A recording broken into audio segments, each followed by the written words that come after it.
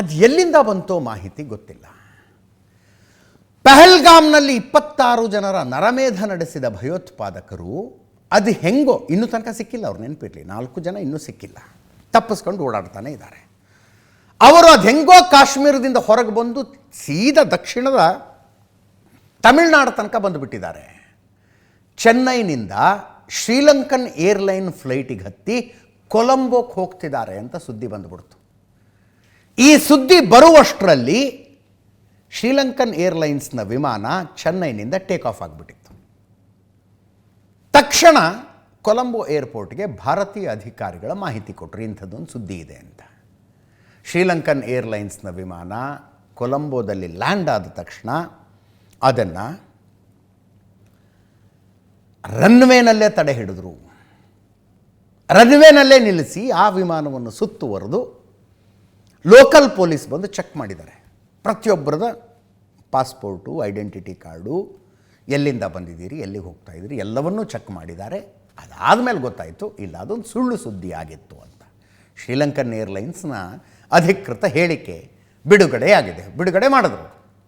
ವಿಮಾನದಲ್ಲಿ ಟೆರರಿಸ್ಟ್ಗಳು ಇಲ್ಲ. ಚೆನ್ನೈನಿಂದ ಆಗಮಿಸಿದ ಶ್ರೀಲಂಕನ್ ಏರ್ಲೈನ್ಸ್ನ UL-122 ವಿಮಾನದಲ್ಲಿ ಉಗ್ರರು ಇರಬಹುದು ಅಂತ ಚೆನ್ನೈ ಕಮಾಂಡ್ ಸೆಂಟರ್ ಮಾಹಿತಿ ಕೊಟ್ಟಿತ್ತು. ಭಾರತಕ್ಕೆ ಬೇಕಾದ ಶಂಕಿತರು ವಿಮಾನದಲ್ಲಿ ಬರ್ತಾ ಇದ್ದಾರೆ ಅಂತ ಹೇಳಲಾಗಿತ್ತು.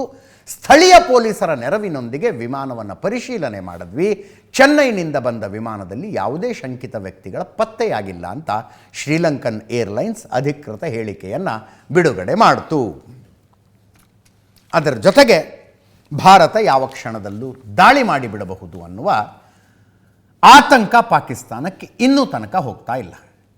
ಒಂದು ಕಡೆ ಹೇಳ್ತಾರೋ, ಭಾರತದ ಯಾವುದೇ ದಾಳಿಯನ್ನು ಎದುರಿಸೋದಕ್ಕೆ ನಾವು ಸಿದ್ಧ, ತೀರಾ ಮಿಕ್ಕಿ ಬಂದರೆ ನ್ಯೂಕ್ಲಿಯರ್ ವೆಪನ್ಗಳನ್ನಾದರೂ ಬಳಸ್ತೀವಿ ಅಂತ ಪಾಕಿಸ್ತಾನ ಮತ್ತೆ ಹೇಳಿಕೆ ಕೊಡುತ್ತೆ. ಆದರೆ ದಾಳಿ ಆಗದಂತೆ ತಡೆಯಬೇಕು ಅನ್ನುವ ಪ್ರಯತ್ನವನ್ನಂತೂ ನಿಲ್ಲಿಸ್ತಾ ಇಲ್ಲ. ಯುನೈಟೆಡ್ ನೇಷನ್ಸ್ನಿಂದ ಹಿಡಿದು ಅಮೇರಿಕದ ಅಧ್ಯಕ್ಷರ ತನಕ ಎಲ್ಲರನ್ನೂ ಭೇಟಿಯಲ್ಲ ಮಾತಾಡಿದ್ರು. ಎಲ್ರಿಗೂ ಹೆಂಗಾರು ಮಾಡಿ ಇದೊಂದು ಯುದ್ಧ ತಪ್ಪಿಸಿ ಅಂತ. ಭಾರತೀಯ ಪಡೆಗಳ ಯುದ್ಧ ಸನ್ನದ್ಧತೆ ಇವೆಲ್ಲ ಬೇಹುಗಾರಿಕೆ ಮಟ್ಟದಲ್ಲಿ ಆಗುವಂಥದ್ದು. ಭಾರತೀಯ ಸೇನೆ ಎಷ್ಟರ ಮಟ್ಟಿಗೆ ತಯಾರಾಗಿದೆ ಅಂತ ನಮಗೂ ನಿಮಗೂ ಇರುವ ಮಾಹಿತಿಗಿಂತಲೂ ಪಾಕಿಸ್ತಾನಕ್ಕೆ ಜಾಸ್ತಿ ಮಾಹಿತಿ ಇರುತ್ತೆ. ಹಾಗೆ ಪಾಕಿಸ್ತಾನ ಮಿಲಿಟ್ರಿ ಎಲ್ಲೆಲ್ಲಿ ಸಿಚುವೇಟ್ ಆಗಿದೆ, ಅವರ ಪ್ರಿಪ್ರೇಷನ್ ಹೆಂಗಿದೆ ಅಂತ ಪಾಕಿಸ್ತಾನದ ಜನರಿಗೆ ಗೊತ್ತಿರೋದಕ್ಕಿಂತಲೂ ಭಾರತಕ್ಕೆ ಜಾಸ್ತಿ ಗೊತ್ತಿರುತ್ತೆ. ಅದಕ್ಕೆ ಅಂತ ಡೆಡಿಕೇಟೆಡ್ ಏಜೆನ್ಸಿಗಳಿರ್ತಾವ್ರಿ. ಮೊನ್ನೆ ಬರಲಿಲ್ವಾ ಯಾವುದೊಂದು ರಾಜಸ್ಥಾನದಲ್ಲಿ ಸೈನಿಕನೊಬ್ಬನ ಪುತ್ರನಿಗೆ ಫೋನ್ ಬರಲಿಲ್ವಾ, ನಿಮ್ಮ ಮನೆಗೊಂದು ಪಾರ್ಸಲ್ ಕಳಿಸಿದ್ವಿ, ಅದು ರೀಚ್ ಆಗಿಲ್ಲ, ಯಾಕೆ ನೀವು ಅಡ್ರೆಸ್ನಲ್ಲಿ ಇಲ್ವಾ ಅಂತ. ಅಡ್ರೆಸ್ ಕೇಳೋದಕ್ಕೆ ಫೋನ್ ಮಾಡೋದಂಥವ್ನು ಪಕ್ಕಾ ಪಾಕಿಸ್ತಾನಿನೇ. ಬಟ್ ಏನೇನೆಲ್ಲ ಕೇಳ್ದವನು, ರೆಜಿಮೆಂಟ್ ಮೂವ್ ಆಗ್ತಾ ಇದೆಯಾ, ಸ್ಪೆಷಲ್ ಟ್ರೈನ್ಗಳು ಬಂದಿದ್ದಾವ, ಎಲ್ಲ ಕೇಳೋ ಪ್ರಯತ್ನ ಮಾಡ್ತಾನೆ. ಬಾರ್ಡರ್ ಕಡೆ ಹೋಗಿರ್ಬೋದಲ್ಲ ಈಗೆಲ್ಲ ಸೈನಿಕರು ಅಂತ. ಪಾಕಿಸ್ತಾನ ಬೆಚ್ಚಿ ಬಿದ್ದಿರೋದಂತೂ ಸತ್ಯ.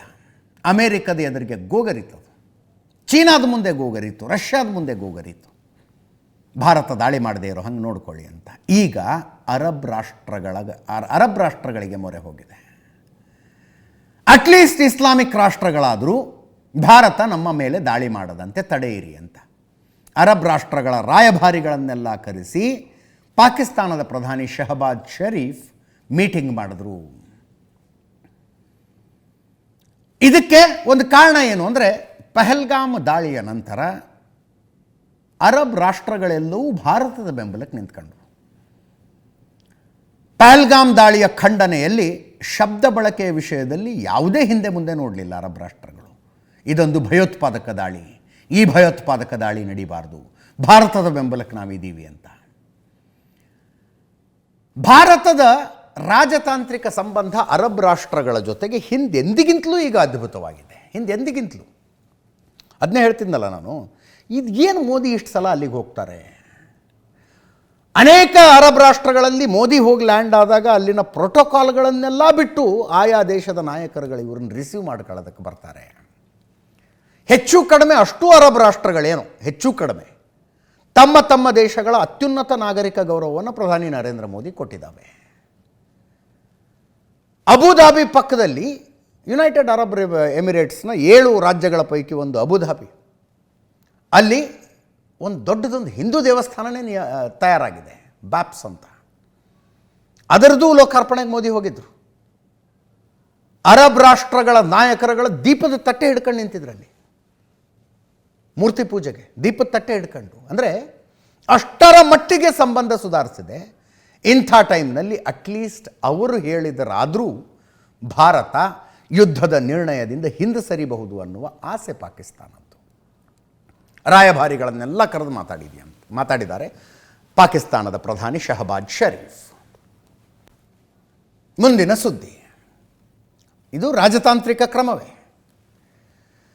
ಪಾಕಿಸ್ತಾನದ ಹಣದ ಮೂಲವನ್ನು ಕಟ್ ಮಾಡೋದಕ್ಕೆ ಭಾರತ ತನ್ನ ಪ್ರಯತ್ನಗಳನ್ನೆಲ್ಲ ನಡೆಸ್ತಾ ಇದೆ. ಪಾಕಿಸ್ತಾನ ಲಿಟ್ರಲಿ ಸಾಲದ ಮೇಲೆ ಬದುಕ್ತಾ ಇದೆ. ಈಗ IMFನಿಂದ ಬೇರೆ ಬೇರೆ ದೇಶಗಳಿಂದ ಸಾಲ ಬಂದರೆ ಆ ದೇಶ ನಡೆಯುತ್ತೆ, ಅದರ್ವೈಸ್ ನೋ, ಸ್ಟ್ಯಾಂಡ್ ಸ್ಟಿಲ್. ಕಳೆದ ವರ್ಷ IMFಗೆ ಮನವಿ ಮಾಡಿಕೊಂಡಿದ್ರು, ನಮಗೊಂದು $7 ಬಿಲಿಯನ್ ಬೇಕು ಅಂತ. IMF ಅದಕ್ಕೆ ಒಪ್ಕೊಂಡಿತ್ತು. ಅದರ ಪೈಕಿ $1.3 ಬಿಲಿಯನ್ ಕೊಟ್ಟಿದೆ ಕಳೆದ ವರ್ಷವೇ. ಕೊಟ್ಟು ಒಂದಷ್ಟು ಕಂಡೀಷನ್ಸ್ ಹಾಕಿತ್ತು, ನಿಮ್ಮ ಆರ್ಥಿಕತೆಯನ್ನು ಸುಧಾರಿಸೋದಕ್ಕೆ ನೀವು ಇಂತಿಂಥ ಕ್ರಮಗಳನ್ನು ಕೈಗೊಳ್ಳಬೇಕು ಅಂತ. ಅವುಗಳ ಪೈಕಿ ಒಂದು, ಪೆಟ್ರೋಲ್ ಡೀಸೆಲ್ ಬೆಲೆಯನ್ನು ನಿಮ್ಮ ದೇಶದಲ್ಲಿ 10% ಜಾಸ್ತಿ ಮಾಡಿ ಅಂತ. ಅದನ್ನು ಫಾಲೋ ಮಾಡಿದೆ ಪಾಕಿಸ್ತಾನ. ಪೆಟ್ರೋಲ್ ಡೀಸೆಲ್ ರೇಟನ್ನು ಜಾಸ್ತಿ ಮಾಡಿದೆ. IMF, ವರ್ಲ್ಡ್ ಬ್ಯಾಂಕ್ಗಳು ಈ ರೀತಿ ಬೇಲ್ಔಟ್ ಕೊಡುವುದಕ್ಕೆ ಕಂಡೀಷನ್ ಹಾಕೋದೇನು ದೊಡ್ಡದಲ್ಲ. 1992 ಭಾರತ ಕೂಡ ಅಂಥದ್ದೇ ಪರಿಸ್ಥಿತಿಗೆ ಬಂದಿತ್ತು. PV ನರಸಿಂಹರಾವ್ ಪ್ರಧಾನಮಂತ್ರಿಗಳು, ಮನಮೋಹನ್ ಸಿಂಗ್ ಹಣಕಾಸು ಸಚಿವರು. ಪರಿಸ್ಥಿತಿ ಎಲ್ಲಿಗೆ ಬಂತು ಅಂದರೆ, ನಮ್ಮ ರಿಸರ್ವ್ ಬ್ಯಾಂಕ್ನ ಗೋಲ್ಡ್ ರಿಸರ್ವನ್ನು ಲಿಟ್ರಲಿ ಹಡಗಿನಲ್ಲಿ ತೆಗೆದುಕೊಂಡು ಹೋಗಿ ವರ್ಲ್ಡ್ ಬ್ಯಾಂಕಿಗೆ ಒತ್ತೆ ಇಟ್ಟು ದುಡ್ಡು ತರಬೇಕಾದ ಪರಿಸ್ಥಿತಿ ಭಾರತಕ್ಕಿತ್ತವಾಗ. ಆವಾಗ ವರ್ಲ್ಡ್ ಬ್ಯಾಂಕ್ ಏನು ಕಂಡೀಷನ್ ಹಾಕ್ತು, ಜಾಗತೀಕರಣವನ್ನು ಒಪ್ಕೊಳ್ಬೇಕು ನೀವು ಅಂತ.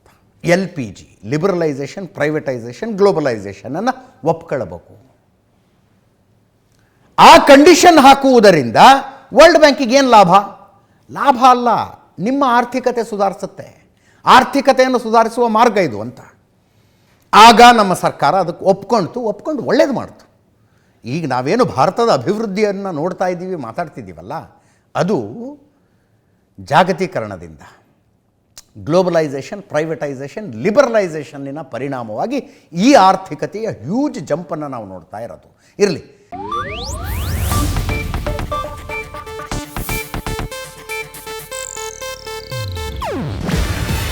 ಇದು ಏಷ್ಯಾನೆಟ್ ನ್ಯೂಸ್ ನೆಟ್ವರ್ಕ್ ಪ್ರಸ್ತುತಿ. ನೀವು ನೋಡ್ತಿದ್ದೀರಾ ಏಷ್ಯಾನೆಟ್ ಸುವರ್ಣ ನ್ಯೂಸ್.